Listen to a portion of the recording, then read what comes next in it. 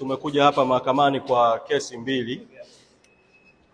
Mosi, kuna kesi ya mwenyekiti Tundu Antipas Lissu inakaribia kuanza, na kuna kesi dhidi yetu viongozi wa chama tukitakiwa kukamatwa kwa kile kinachoitwa kukiuka amri ya mahakama. Kwa kesi zote mbili zinatakiwa kuendelea hapa mahakamani.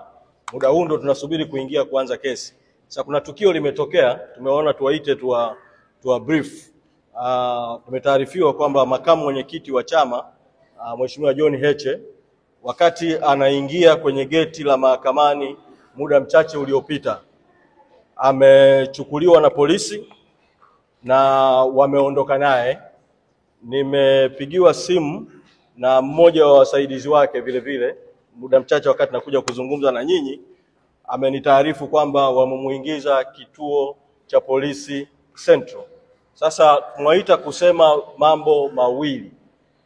La kwanza ni kutoa mwito kwenu wanahabari, sababu tukio hilo limetokea kwa ghafla hapa na wengi mlikuwa juu, kuweza kuwasiliana na newsroom zenu ili kwenda kufuatilia hilo tukio kituo cha polisi kati, au kama wamemhamishia kituo kingine cha polisi basi kufuatilia tukio hilo.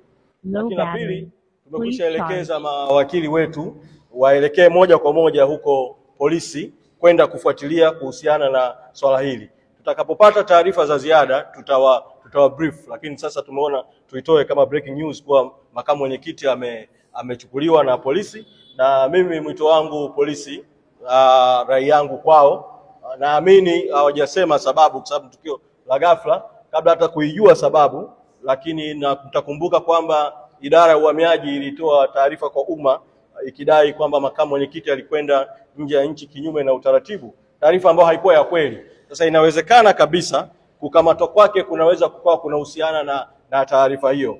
Kama kukamatwa kwake kunahusiana na taarifa hiyo, ni jambo la kusikitisha sana polisi kutumia taarifa isiyokuwa ya kweli ya uhamiaji kumkamata. Mimi ninafahamu kwamba kulikuwa tayari kuna njama huko nyuma ya kutafuta namna ya kutukamata viongozi kabla ya tarehe 29 mwezi Oktoba. Kwa vitatumika visingizio mbalimbali.